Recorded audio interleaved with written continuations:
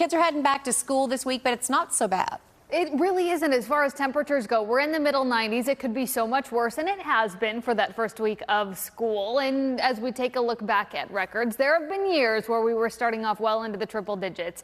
We're in the middle 90s right now. It does feel like the triple digits when you factor in that humidity, so keep that in mind as you head out and about. But overall, temperature-wise, things are not looking too bad. Now, something I do need to talk about, because this may impact you for back-to-school plans, mainly as the kids return from school in the afternoons. And that's going to be the chance for a few showers. We've seen them today. Most of those at this point are off to our northeast, places like Mineola and Sulphur Springs, where we're still dealing with some isolated pockets of shower activity. Now, we'll see the return of this as we head into tomorrow. An isolated shower chance during tomorrow's morning drive, but notice most of that fizzles as it gets closer to North Texas, diving out of the panhandle. We get into tomorrow afternoon, and it's that scattered shower activity during the afternoon and evening hours. This is as we remain wedged to between a disturbance to our northwest and one to our east.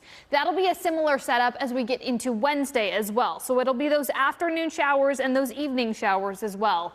Plan for those as the kids return from school on Wednesday afternoon. Very spotty activity through that time frame. Now, as far as those shower chances go, we're talking 30 to 40% coverage, mainly during the afternoon and evening time frames. That'll be for tomorrow and Wednesday.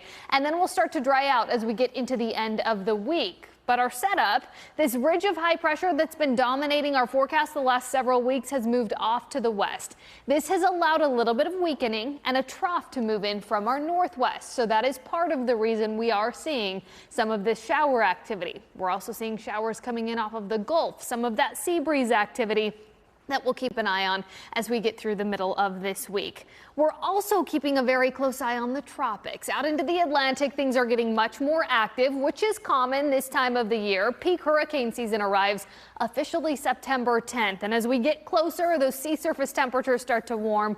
This is what we're looking at. Notice a couple of yellow blobs. We've got this one in the Gulf, not expecting tropical development there.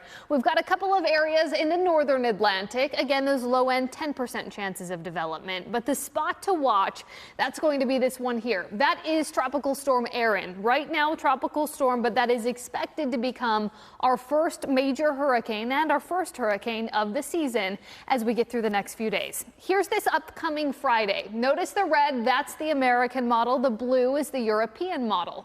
Both of those models bring this just to the north of Puerto Rico, and then they cause that to start to turn more to the north and to the east. That would be good news for the United States.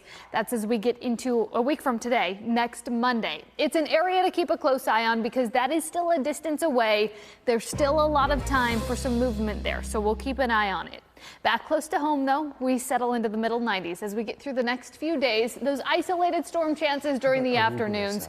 We start to dry out end of the week and this weekend with temperatures back close to normal in the upper 90s by Friday, guys. All right, McKenna, thanks so much.